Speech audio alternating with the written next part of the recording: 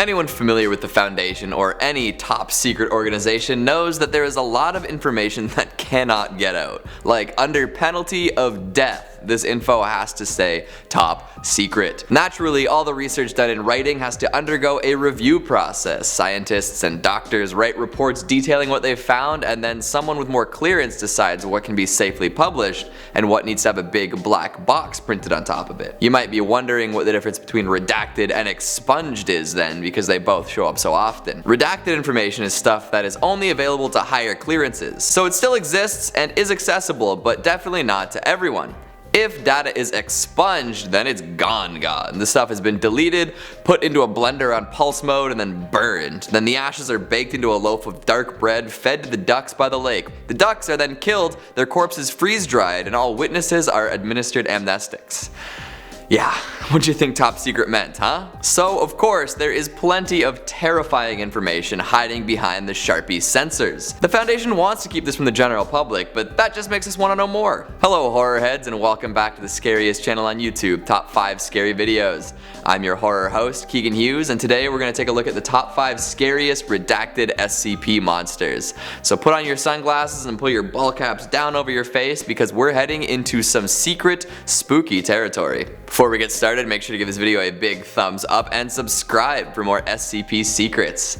Fantastic, let's get going. Starting us off at number 5, we have SCP-579. Knowledge of the containment site for 579 has been deemed unnecessary for all non-essential personnel not involved in its containment. In classic military style, this is on a total need-to-know basis, and you don't need to know. From what we've been able to glean from the report is that this SCP must be kept in permanent suspension through use of electromagnets. No other details with that. The equipment required to do this is constantly monitored, and if any instrument is found registering more than 0.2% outside of its median range of functioning or displaying any malfunctions, Action 326 Israfil will be immediately executed. What is Action 326 Israfil, you may ask? Well, any top secret skip needs a top secret procedure to go along with it. There are two parts to this action, only to be used in case of the other failing. 326 Israfil-A means that all doors and windows on site will be sealed, and B means that the gateway is to be destroyed, no matter what casualties may entail. If both fail, no further action will be necessary. Data expunged? This seems like a bad thing, huh? There's a whole timeline of expunged events that can be summed up by saying that the Foundation failed for ages to contain this thing, and then tried to destroy it, and then moved it around to a bunch of different locations. In the end, the current containment procedures seem to be holding strong, but who knows how long that'll last. This one worries me a lot, because there's literally zero useful information in here, and it seems like they really don't have a handle on it. Not that we would ever know if it breaks out, because, you know, data expunged. Coming in at number 4, we have SCP-1983. The location of this skip is redacted, and it is very possible that the effects are not localized. What we do know is that all anomalous events recorded take place in a farmhouse in rural Wyoming. This building was abandoned in 1968 after a series of ritual murders allegedly performed by a satanic cult. More details are available in capture logs for SCP redacted. Great. The front room of this building is anomalous, not appearing to exist where it is supposed to. Measurements of it are always off, and other doors that should lead into the room lead into other doors inside the building. If you enter through the front door and try to double back through the same door though, bad stuff starts happening. People have melted and been pulled through holes that no human should fit through. As you continue on through the rooms and the locations, each doorway lead to become patchwork. Some look like they belong in houses, some from schools, and some rooms even look like shopping malls. Needless to say, it becomes nightmarish fast. If the anomalous properties of the house aren't bad enough, there are also heart-stealing, shadowy humanoid monsters that hang out within it. They can reach right through people's flesh and pull out their hearts with no apparent injury. Then, more of the monsters will grow from the still beating hearts. Plus, the only way to kill them is to shoot them with a silver bullet while genuinely praying to your god. Good luck if your belief is weak. Coming in at number 3, we have SCP-1000 Bigfoot. We've all heard this one before, but there are actually two parts to it. The part you've likely heard about already is the one that details a species of humanoid creatures with a small chance of killing people on sight. Just immediate brain death when you see it. Pretty freaky, right? Well, guess what? It was all a ruse. You had the wool pulled over your eyes, you idiot! Most of the entry can be read as per usual, convincing the reader that the initial danger is real. However, the real story is hidden behind level 3 clearance. The Foundation has willfully misdirected you to keep everyone safe. They named the creature Bigfoot to make it even harder to take seriously. There is no such thing as the anomalous pseudo-disease. No, it does not have a magical death aura. I'm sorry. I can't believe you believe that. There's actually nothing anomalous at all about Bigfoot. It's just a hairier humanoid. In fact, they are just as smart as us. It is true that they evolved alongside us until a certain point, but then something changed. As we humans still scrounged around as hunter-gatherers, the Big Feet became an advanced society seemingly overnight.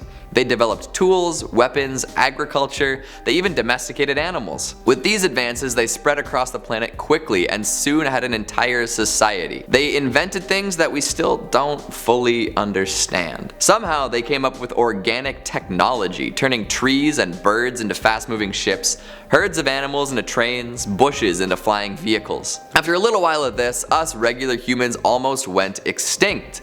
But then another strange shift occurred and we were able to initiate an SK class dominance shift. In one day we wiped out 70% of SCP-1000's population. Slaughter, mass destruction, technological annihilation. After all was said and done, no traces were left, not even memories. We turned one of their weapons on ourselves and wiped away any knowledge of 1000 along with the greatest civilization Earth had ever seen. A few key humans retained their memories just in case and passed on the information to new generations.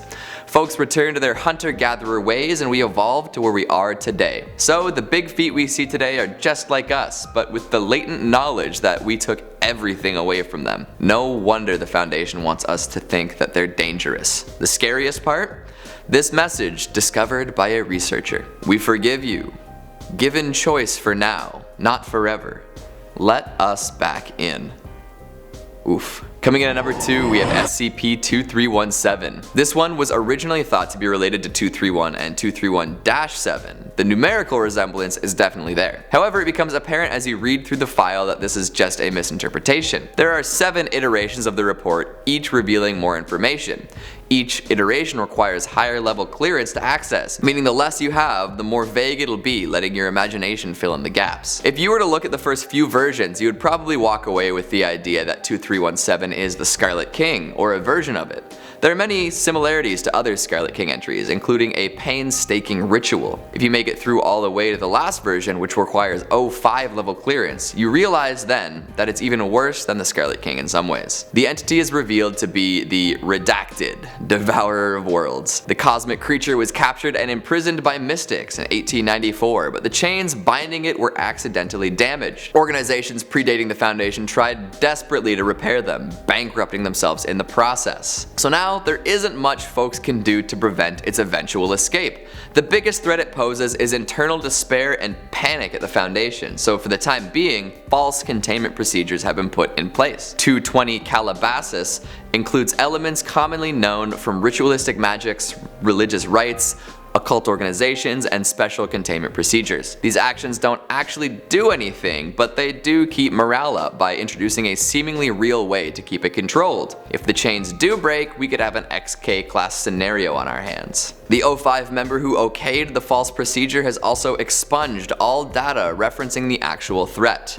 Gotta keep those minds safe. And at number 1, we have SCP-231. The OG top secret terrifying procedure 110 Montauk. It has been a topic of discussion for years at the Foundation. What is procedure 110 Montauk? In fact, it's so notorious it has become almost a boogeyman in itself. Researchers are terrified of Montauk duty and most are rumored to be terminated after the fact, or totally memory wiped with false memories implanted. What's the big deal with this anyway? The intro to this entry states that all personnel assigned to 231 must rotate out out bi-monthly for a month of psychological counseling. Any transportation to and from the site must see personnel blindfolded with no fewer than 7 different types of transportation. Candidates must be unmarried, have no offspring, and display total loyalty to the Foundation. While working on site, their identities will be concealed via helmets and integrated voice changers along with matching uniforms. All off-duty hours are to be spent in private quarters alone. No records of serving on the 231 containment team will remain on file. That is a lot of secret information for one skip. Holy Christopher. Why all the insanity though? What makes this one special?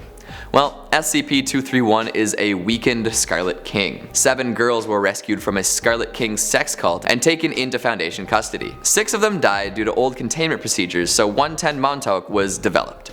In order to keep the king within the last girl, known as 231-7, vile, terrible acts must be performed. 231-7 must be restrained to a hospital bed at all times, save for during the performance of the procedure. She is fed via IV drip and is not allowed to be administered any narcotics, anesthesia, etc. She needs to be aware of what's happening for it to be effective. The procedure is to be carried out once every 24 hours and must be monitored on CCTV for the entirety of the event. Sound can be turned off though if it becomes too distressing. The high level of secrecy means that nobody outside the lab knows what this is, leading to the proliferation of very disturbing rumors.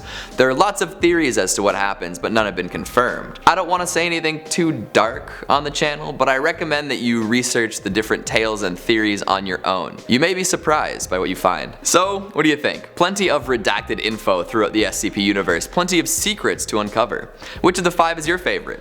What redacted SCPs should make it onto a future list?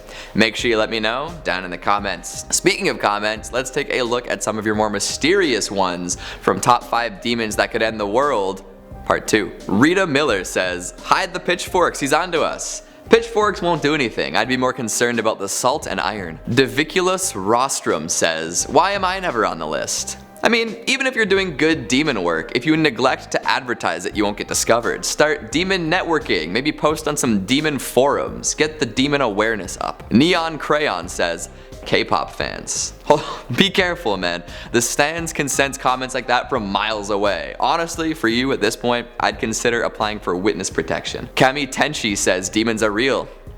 Damn straight, be careful out there. I'm struggling with personal demons these days, but the biblical ones are dangerous too. And Lucifer says, somebody call Devil May Cry. I heard Dante's just been sulking alone in a dark room ever since Byleth got the call to smash over him. Poor guy. And that's all the time we have for today. Thanks for watching, and I'll see you next time.